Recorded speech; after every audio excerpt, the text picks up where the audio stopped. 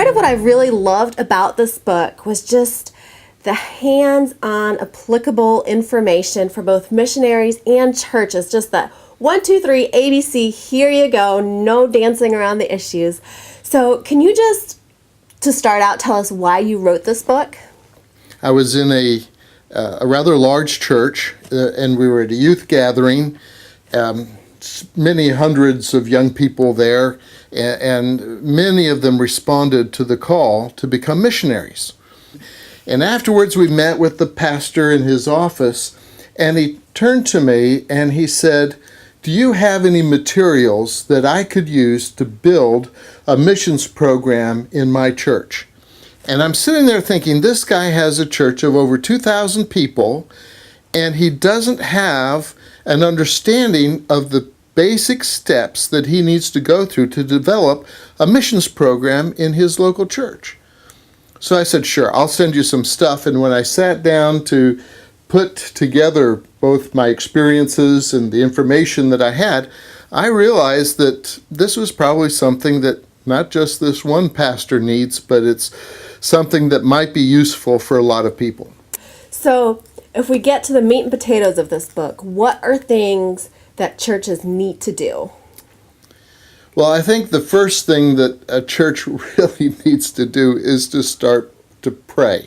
Sure. When we start to pray specifically for missionaries and the work that they are doing across cultural barriers, then something begins to change, both in the life of the church, because the church says, how do we do more than just pray? How do we become involved? Right. And then the church starts to be creative. The people start to say, well, I can't just pray for them. I've got to do something.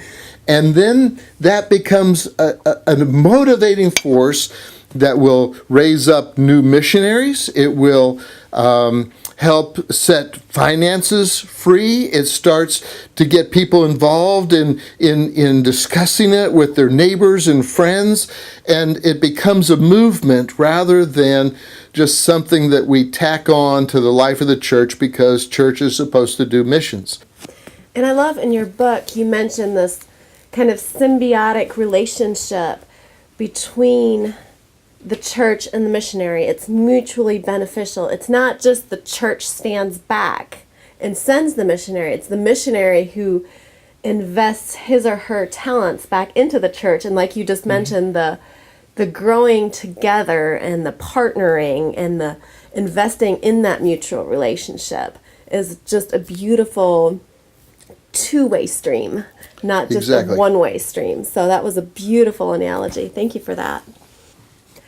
So where do the new missionaries come from? When I got involved in missions, I realized nobody was giving altar calls for new missionaries.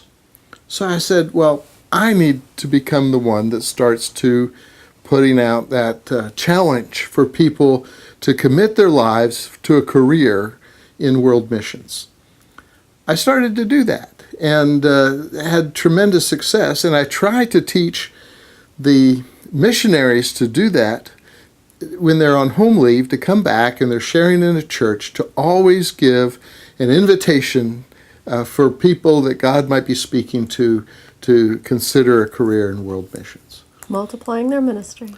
It's really the job of the pastor and the local church leaders to both give that kind of a call, and then because they know the people, they can start to observe their spiritual commitment, where they're at in God. I think that is one of the primary tasks of a missions committee, to work together with the pastors in a local church to develop a pathway that people who are being called to ministry, they know that this is how they can get to that place, and they can have the support of the church with them as they move forward.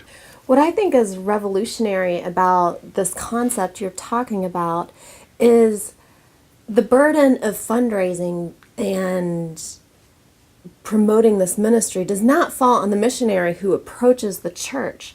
The burden is 2 steps before that, where the church is responsible for identifying and teaching Exactly. and equipping Yes. the missionary. And then through that relationship, the funds almost automatically are dispersed into that ministry. People start making choices like, I don't need to go to McDonald's. I can put this money into a different pot, you know? To the person I love Yeah. and trust and know is doing God's work. Exactly.